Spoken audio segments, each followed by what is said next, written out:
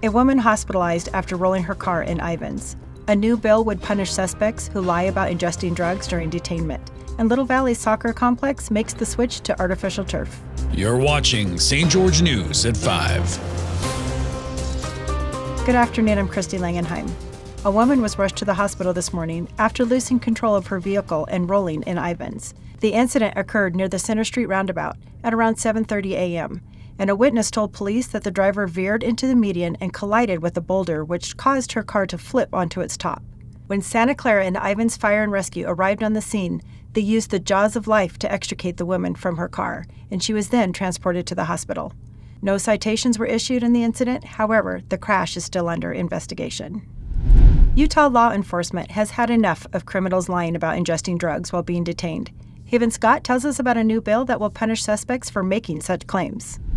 Utah Representative Ken Ivory introduced HB 211 to the House floor of the Utah legislature after hearing feedback from law enforcement on February 1st. Made it all the way through the process last year and ran out of time on the Senate board. Simply deals with those who make false claims that they've ingested drugs when they're being arrested. Creates all kinds of time and expense for law enforcement, medical professionals, and it creates a separate penalty for doing that. After the bill passed the House, Utah Senator Keith Grover described the potential penalties for suspects making false statements during drug arrests. House Bill 211 makes it a Class B misdemeanor for an individual to make a false claim to law enforcement that they ingested drugs prior to being arrested.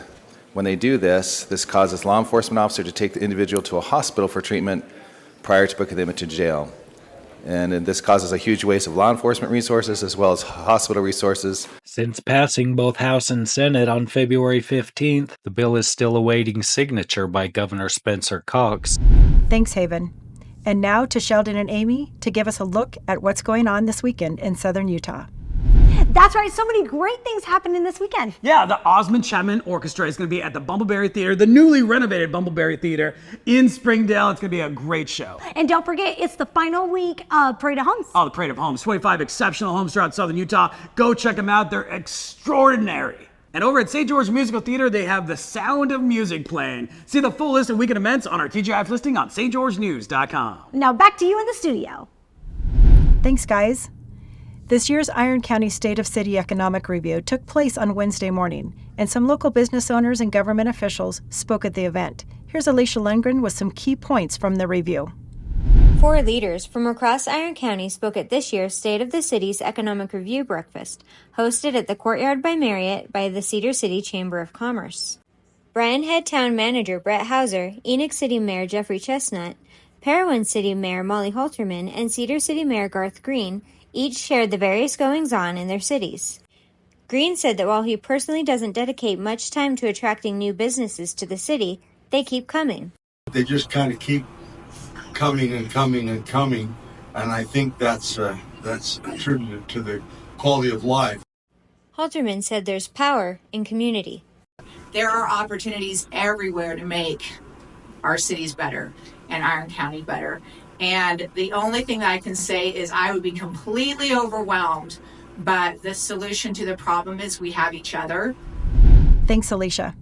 The Little Valley soccer fields have made the move to artificial turf. St. George News reporter Maury Kessler has more on how this change goes beyond water conservation in St. George.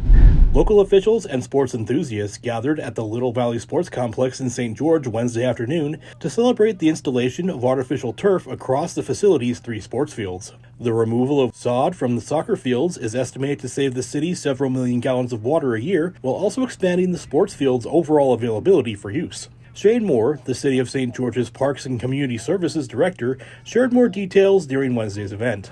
This is one of the largest artificial turf soccer complexes in the state. This one's unique because it's open to the public. So we are so lucky to have it here. These fields are the culmination of a lot of ideas. For years, we've had to cancel tournaments because of rain and snow. We've had to close fields due to overuse. We've had to deny practices to preserve fields.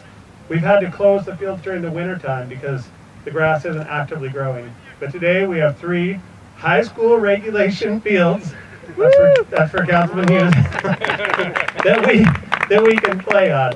Removing these 3 regular turf fields will save us over 14 million gallons of water a year. So that's pretty incredible. And now I'm going to send it over to Cannon Seacrest because we've got some great high school basketball games coming up.